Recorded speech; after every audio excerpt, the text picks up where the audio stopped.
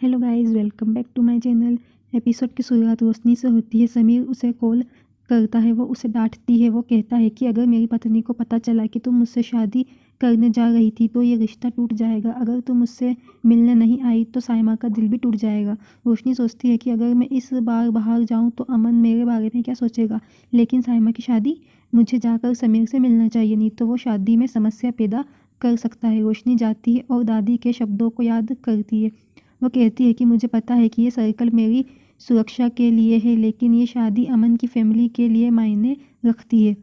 मैं एक नई समस्या पैदा नहीं करना चाहती। मुझे खेद है कि मैं इस सर्कल को तोड़ रही हूँ। वो बाहर कदम रखती है। सुरक्षा कवच टूट जाता है। अमन को समीर का फ़ोन आता है। समीर कहता है कि यदि आप रोशनी की सच्चाई जानना चाहते हैं तो जाकर देखें कि वो अपने कमरे में है या नहीं। अमन रोशनी की तलाश करता है, वो उसे नहीं दिखती। रोशनी समीर से मिलने आती है। वो पूछती है कि तुमने मुझे यहाँ बुलाने की हिम्मत कैसे की। वो पूछता है कि आप फिर मिलने क्यों आए थे। वो कहती है क्योंकि आपने साइमा की रिश्ते को तोड़ने की धमकी दी थी। अमन रास्ते में है। रोशनी समीर को चेतावनी देती है। समीर सोचता है कि अमन आ गया है, अब मजा आएगा। अमन कार से नीचे उतर जाता है। रोशनी सोचती है कि समीर को क्या हुआ। समीर कहता है कि मुझे तुमसे प्यार हो गया और तुम्हारी माँ को पैसे दिए। तुम दयालु हो और मुझे माफ़ कर सकती हो। वो उसे गले लगाता है। वो पूछती है कि तुम क्या कर रहे हो। अमन देखता है। वो समीर को दूर कर देती है। अमन को देखकर वो चौंक जाती है। अमन उसे कार में जाकर बैठने के लिए कहता है। वो कहती है कि मेरी बात सुनो। वो चिल्लाता है। वो चली जाती है। समीर का कहना है कि बुरा खून खराब है। एक नाचने वाले की बेटी एक नर्तकी की तरह ही होगी। रोशनी तुमसे प्यार करती है, लेकिन उसका स्वभाव ऐसा है। उस पर ट्रस्ट नहीं किया जा सकता। उसे सिर्फ पैसा चाहिए। रोशनी रोती है। समीर कहता है कि कभी उसे पत्नी मानने की गलती मत करना। हम अमीर हैं, हम उसे संभाल सकते हैं।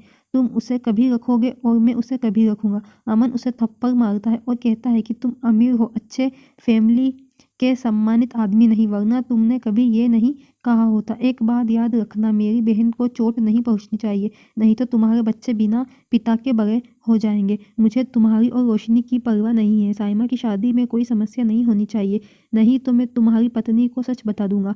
तुम्हारी खुशी बर्बाद करने में मुझे कोई इंटरेस्ट नहीं है। साइमा की खुशी के लिए कुछ भी हुआ तो मैं तुम्हारा जीवन बर्बाद कर दूंगा। वो चला जाता है। समीर कहता है, अमन जुनैद खान, मेरी दुश्मनी सिर्फ रोशनी से थी, अब ये तुम्हारे साथ भी है। मैं तुमसे बदला लूंगा, तुम्हें पता भी नहीं चलेगा। अमन रोशनी पर चिल्लाता है और उसे कार में बैठने के लिए कहता है। वो बैठ जाती है और वो जाते हैं। वो बात करने की कोशिश करती है।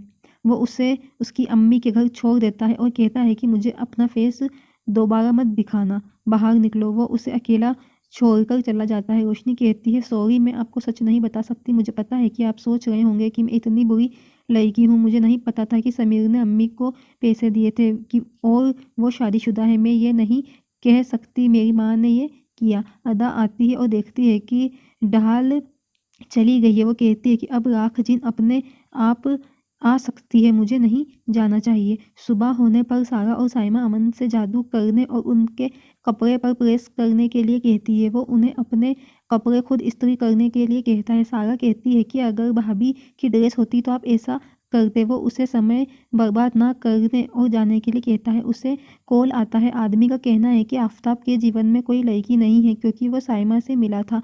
उसने उसके लिए एक मकान भी बुक किया था। शायद वो उसे गिफ्ट देना चाहता है। अमन का कहना है कि ये इन्फॉर्मेशन काफ़ी है। वो जाता है। राख जिन भेस बदलकर घर में आती है। वो कहती है कि मैं आज इस घर में कुएं को अच्छी तरह से रख दूंगी। रोशनी सलमा को गले लगाती है और रोती है। वो अमन के बारे में शिकायत करती है। सलमा कहती है कि तुम अमन को पसंद करने लगी हो। ठीक है, रोशनी कहती है, वो मुझ पर गुस्सा हो जाता है। वो कभी कभी मीठा काम करता है। उसकी आंखें बहुत अच्छी है, लेकिन मैं उसे पसंद नहीं करती।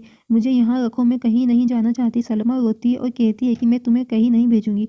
साइमा को समीर का फ़ोन आता है। वो वॉइस मॉड्यूलेटर का उपयोग करता है। वो उसे अपने फ़ोन का एक वीडियो देखने के लिए कहता है। आफताब के साथ उसका वीडियो देखकर वो चौंक जाती है।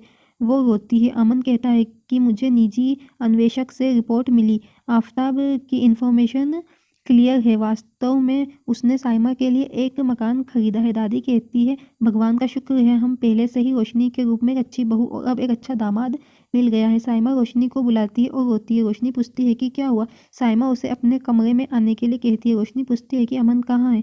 साइमा कहती है कि मैं किसी को नहीं बता सकती, बस आप आओ, बहुत बड़ी दिक्कत हो गई है। वो कॉल रख देती है।